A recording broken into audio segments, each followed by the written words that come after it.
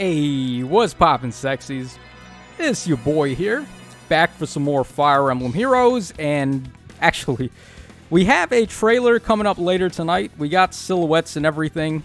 Honestly, it looks like it's Tellius, from what I can tell here. The one on the left definitely looks like a baby Mia, and the other one looks like either Soren or Titania. It could be either of the two, but either way, it's pretty much a shoo-in for Tellius, so that's going to be exciting tonight. But before we talk about all that, we're going to go ahead and do a little showcase of my new Aether Raids defense team that I ran this season. Now, we got 57 minutes to get this done, so let me just work a little quickly here. Okay, check out that rank, by the way, 420 plus 1. Sadly, one person got ahead of me, so we couldn't get the magic number there. But I made it to tier 39, and I was also in top 1k, so pretty good. And then for defenses, we suffered minus 100 on defensive lift loss, so not the best, but also not really the worst, I guess we could say. Only missed out on 2 flowers, so it's not the biggest deal. Alright, so let's go ahead and take a look at this defense, and I'll give you guys an explanation. Here is the list of fights that we did. We're going to take a look at some of them.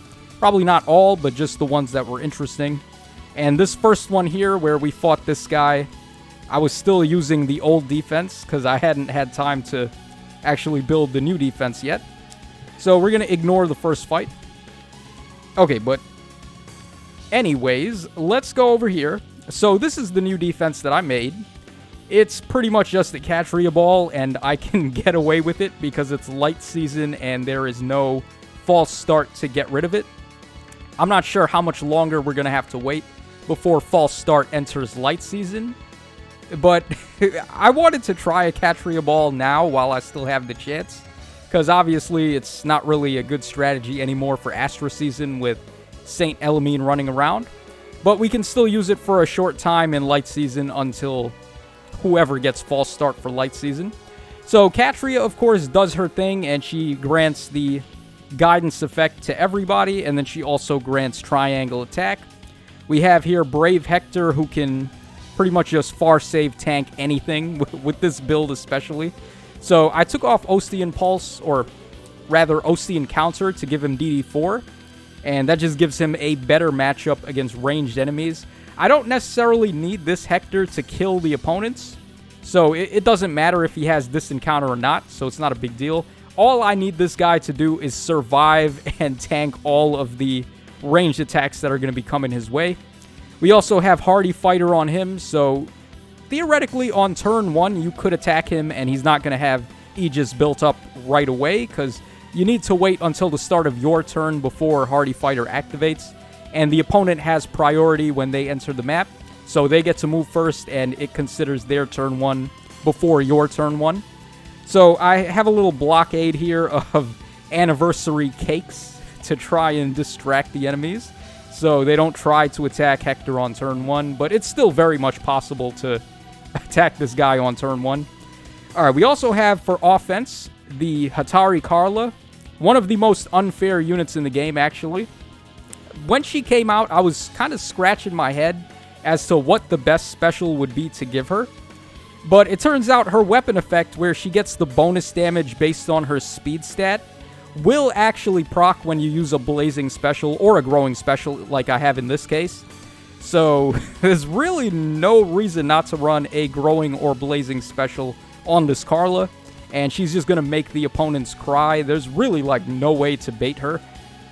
I guess like maybe Gustav and Brave Edelgard can, but with Growing Wind dealing a ton of AoE damage at them right at the start of combat, it's still tough even for them. And then in case Carla can't get the job done against green units, we have Brave Alm, who I was very lucky, and I was able to actually free pull Brave Alm on his rerun banner. So I was real happy about that, and I went ahead and decked him out with a bunch of skills. I gave him Close Call so he can sort of mimic having Kanto by attacking the foes and then running away a little bit. And it also gives him damage reduction, which is nice. I have Pulse Smoke on him so he can shut down Hardy Fighter Fiorm and Hector when he goes in and he attacks from close. After combat, he's going to Pulse Smoke any of the other enemies in 2 spaces. So, presuming they have Hardy Fighter on Fiorm or Hector, he's going to cancel out whatever special they have active. So, a ranged unit could come in and deal some massive damage. I actually use this build in Summoner Duels when I use this guy. So, Pulse Smoke is actually really good right now in Summoner Duels. We got Blade Session, of course. I have Luna, and Sense Scale is so nasty, man. Like, the amount of free damage this guy gets from Sense Scale is outrageous. So it basically just allows him to power through anything, especially with the triangle attack, and then his weapon gives him the wind sweep effect against physical opponents as well. So this Alm is not to be messed with. Alright, then we also have good old Bramimond over there. He could actually be quite a threat when he gets access to triangle attack from Catria. So everyone overlaps ranges here. Bramimond can jump in front of Carla, and he can reach this space. Alm gets his bonus movement at the start of the turn, so he reaches that space. And then Carla naturally reaches that space. So basically, all of my units can attack right there, so try not to bait this if you have to fight it. You want to try to player phase it and work around Hector somehow. And I also built this guy here. So it's about time I built a defense unit like Eldigan, and I actually don't have any plus 10 dancers besides him. So this was my first plus 10 dancer ever. And he's still a very safe investment because his defense stat is so good. Not even a plus 10 Milla with maximum Dragon Flowers can actually escape this guy, or can actually inflict isolation on this guy, because he's getting the 5 bonus defense as well from Knott's Blessing. So not even a plus 10 Milla can isolate him. I think we're good to go if that's the case. As far as his build goes, it's pretty basic. It doesn't even matter. Just give him a bunch of visible stat-boosting defense skills, and that's all that matters. And that's pretty much all there is to it. We're not really making use of Pathfinder on this team. So I just tucked Knot away in the corner there. She's really just providing the blessing bonuses right now. So let's go ahead and take a look at some of these defenses, and we'll see how certain people fared against it. Alright, we got Duquesa up first. She took 4 units KO'd, and then she just decided to win the fight anyway for some reason. So I rematched Duquesa and pretty much got an easy win there. Alright, she has a... what is this? Far save. AD far save on Robin. And then we have also DR near save on Idun. So this is how the team is going to fare against a save skill team. And let's just make sure animations are on. Oh, Duquesa also has a Bolt Tower, which can be an Achilles heel to this team. If they're able to clap Hector with the Bolt Tower, I don't really have a way to answer that. So I have the slot 2 Catapult because it's pretty good against the fence, but in this instance, we're going to get a Bolt Tower with it, so I guess we'll take it. Alright, so he's just taking his time here, or she, by breaking some structures. Alright, we were able to get the free turn of setup for Hardy Fighter, so Hector is now good to go. Alright, here comes Sonia, one of the better armor busters, I would say, with her weapon effect. And not even her, with... what does she have there? A pre-charged Aether? Okay, no, she had Luna pre-charged, and even with that, look how much damage she did to Hector, like nothing. This Hector, man, he is such a tank. I love it. And then, of course, I have the healing tower in the most annoying spot, as always. I just like to be a dick with the healing tower. Alright, so Eldigan actually moved in first, and he got an attack off, but he wasn't able to use triangle attack there, sadly. Alright, then we get Air getting the KO on Alm. Air with her very good remix, able to do something. Alright, and then once again, Hector is able to tank, which is very helpful. Like I said, I don't care if he gets any counter hits at all. He just needs to tank the hits, and that's it. Alright, then we got Goat Mom herself in action against Hatari Carla. Alright, so Goat Mom gets the KO. She also has Pulse Smoke as well, but I don't think that's really going to matter here. And then we get an attack from Robin there. Okay. And then Ash goes in to finish off Eldigan. Sure. I'm not sure if I want to keep Wagasa on Eldigan or not, but there's actually quite a few lances that are good options, I think, for him, but for the time being, I'm just using Wagasa to be boring. Alright, so Katria versus Idun here. This is very interesting. And Katria just turned her into mincemeat. Okay. Wasn't expecting that. So much for the dreaded near save Idun, right? And then Idun's able to go to work there with triangle attack. So we're pretty much good to go here. And then here's Bramimon able to shine as well, getting his triangle attack. Yeah, he is still such a threat, man. Bramimon is a very ageless unit. Okay, so that's pretty much it. This person went for the win, but we got our 3 KOs, so let's go ahead and end there. All right, we got Azel up next. Let's see what kind of team he used. Oh, no. No, he's going to try it with Xander? Wow, okay, so this dude is channeling his inner Fae, I guess. Let's see if Fae the Owl can get the job done with Xander. It's always a treat seeing people try to make their favorites win.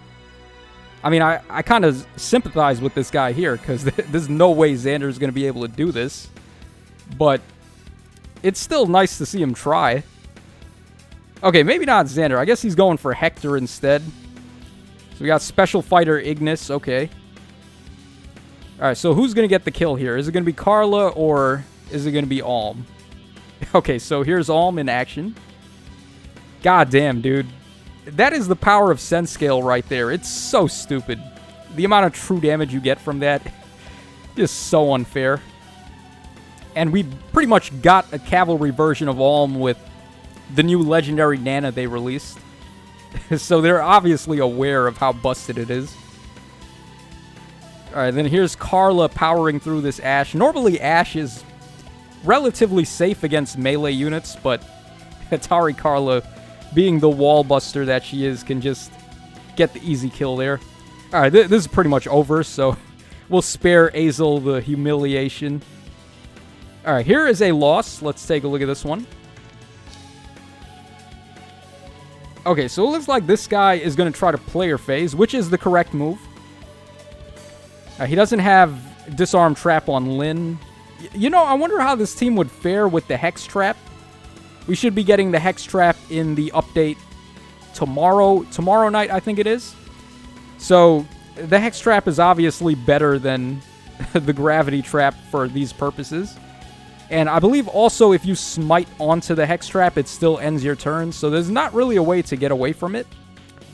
Certainly something that defense teams need right now. But let's see what happens here.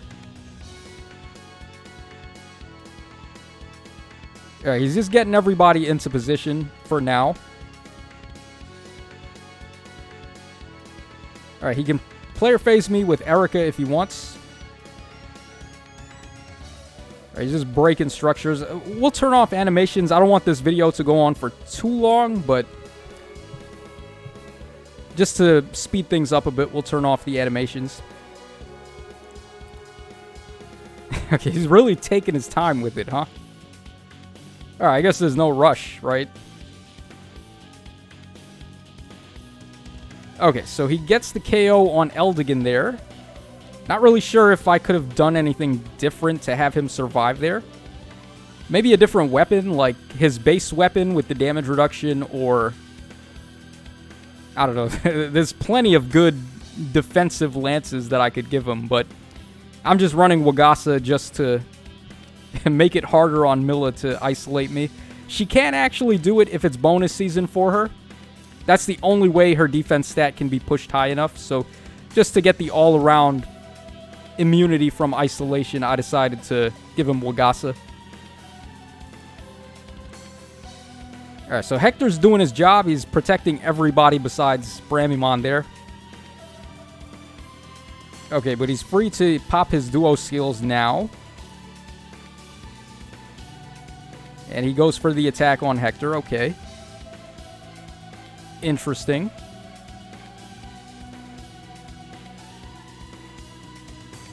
Alright, but unfortunately, he's not able to get all of his units out of the way. So, pretty much GG there.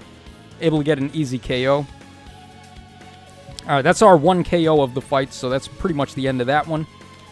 Alright, I guess we pretty much got the gist of it down, so we'll watch one more replay and we'll see. Let me just see if there's an interesting one where the enemy got away with player phasing me. Oh, okay, you don't see that too often. So, plus 10 Myrrh. Yeah, I guess Myrrh would be pretty good against this. If you can do something about Alm, then Myrrh would just bait everything else. Okay, this guy got a perfect win, so we'll take a look at what he did. Don't really see Myrrh too often anymore. The whole super tank thing with giant stats has been a pretty outdated strategy nowadays. People just go for the save skills instead, which is certainly better if you're fighting teams like Cav Lines and stuff where they can move their units further down the map. But if you're going to fight something like this where all the units are balled up, then certainly the high stat super tank thing can still work. Alright, so there goes Myrrh getting her KO. And then okay, so he KOs the Dancer and then he gets his guys out of the way. Okay. Making sure that I can't really like do some dancing antics to get at him. Alright, not a bad idea. Alright, and then from here he just has to play very safely and he should be fine. Yeah, none of these guys are going to be able to power through Myrrh. Not even Bramimond with triangle attacks, so yeah, that's pretty much GG there. Wow, though, wow. I feel like if I had a special ready on Not, we might have been able to get through Myrrh there. Like, maybe if I had Luna on her or something, or Moonbow. But it's all gravy. Alright, so, not a bad win there. We got to see Myrrh in action, which is pretty rare. So, that's pretty much all there is to the team. It works sometimes, and sometimes it doesn't.